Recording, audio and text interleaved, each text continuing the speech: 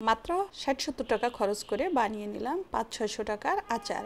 আর এই আচারটা আজকে কি দিয়ে বানিয়ে নিলাম চলুন তাহলে দেখা যাক। আশা করি আপনাদের অনেক ভালো লাগবে। সুপ্রিয় দর্শক, আসসালামু আলাইকুম, সবাইকে ওয়েলকাম। এখানে আমি আচারটা তৈরি করেছি আনারস দিয়ে। আর আনারসের আচার এত টেস্ট হয়, স্বাদে গন্ধে অতুলনীয়। আনারসের আচার তৈরি করার জন্য লাগবে আমার আনারস। এখানে আমি 2টা আনারস নিয়েছি, মাত্র 50 টাকা দিয়ে আনারস 2টা নিয়েছি। এখন এই আনারস 2টাকে আমি ভালো করে ছুলে কেটে নিব। একটা আনারস গাছ সহ নিয়ে এসেছি। এখন এটাকে দেখেন এইভাবে করে ছুরি দিয়ে আমি কেটে নিব। আর আপনারা এটা ছুরির পরিবর্তে বটি দিয়ে আপনাদের ইচ্ছা মতন আপনারা কেটে নেবেন। অবশ্যই খেয়াল রাখতে হবে আনারস ছোলার সময় যেন গায়ে যে কালো কালো অংশ, যে চকচকের মতো আছে না, ওইটা যেন না থাকে। আর ওটা থাকলেও খারাপ দেখা যায় আর খেতেও ভালো লাগবে না। আনারসটা খুব ভালো করে ছুলে দেখেন এই যে এইভাবে করে সবগুলো আনারস কেটে নিব।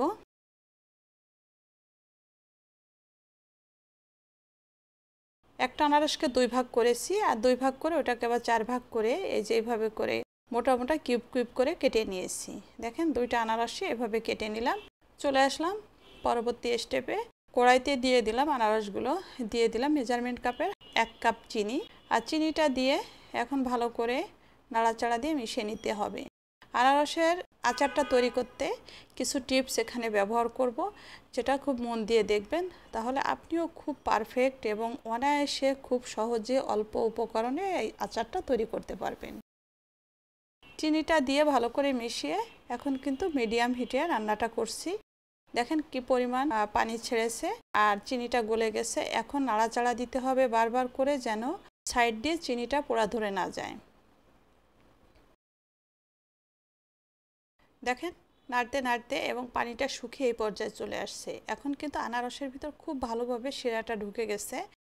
মনে হয় যে আনারসের আচার করতে গেলে হয়তো আনারস গলে যাবে। হ্যাঁ, গলে যাওয়ার সম্ভাবনা আছে। কিছু টিপস এখানে ব্যবহার করব, এটা ফলো করলে আপনাদের মানে আনারসের আচারটা একদমই গলবে না এবং আনারসগুলো বেশ আস্তে আস্তে থাকবে, ভিতরে রসালো হবে। এই পর্যায়ে আসার পরে অ্যাড করে দিলাম কালারের জন্য সামান্য একটু জর্দার রং। এটা আপনারা স্কিপ করতে পারেন, কিন্তু আচারের যে মেলাগুলো আছে না, ওখানে হরেক রকমের আচার থাকে, কালার দেওয়াতে কিন্তু সুন্দর লাগে। দেখতে সুন্দর হলে তো খেতেও ভালো লাগে, তাই না? স্কিপ করলে যে খেতে খারাপ লাগবে সেটা না। ভালো করে মিশিয়ে ঢাকনা দিয়ে ঢেকে রান্না করে নিয়েছি 5 মিনিটের মতো।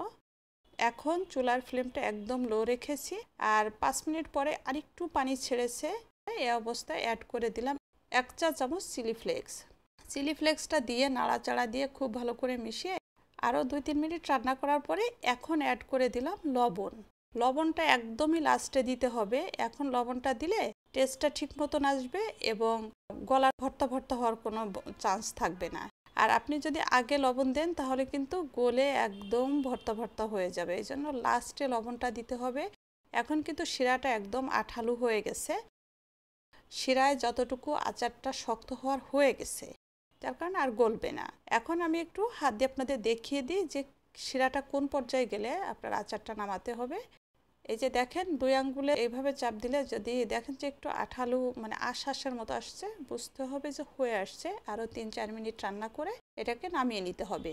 এর ভিতরে আমি কিন্তু লবণটা দেওয়ার আগে 2 টেবিল চামচ ভিনেগার দিয়েছি। এটা কিভাবে জানি ক্যামেরা থেকে স্কিপ হয়ে গেছে। আপনারা অবশ্যই লবণ দেওয়ার আগে 2 টেবিল চামচ ভিনেগার দিয়ে পরে আপনারা লবণটা অ্যাড করবেন।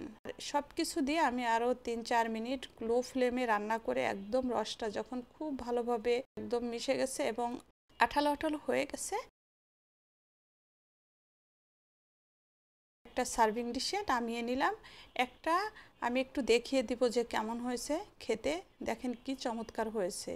ঘরে যে কোনো অকেশনে বা অতিথি আপ্যায়নে অনেক খাবারের মাঝে কিন্তু এরকম একটা আচারের রেসিপি যদি থাকে, সেটাও কিন্তু খুব মজা করে সবাই খাবে। অবশ্যই আপনারা বাসায় ট্রাই করবেন এবং তৈরি করে রেখে দিবেন। এখন আনারসের দাম কম, আর বেশি করে বানিয়ে রেখে দিবেন এবং কাচের জারে করে সংরক্ষণ করবেন। সারা বছর রেখে দিবেন, নষ্ট হবে না। ভালো লাগলে শেয়ার করে টাইমলাইনে রেখে দিবেন এবং যারা নতুন আমার পেজটা ফলো করবেন, ইউটিউব থেকে দেখছেন, চ্যানেলটা সাবস্ক্রাইব করবেন। লাইক কমেন্টস করতে কিন্তু ভুলবেন না। সবাই ভালো থাকবেন, সাথে থাকবেন। সবাইকে অসংখ্য ধন্যবাদ। আল্লাহ হাফেজ।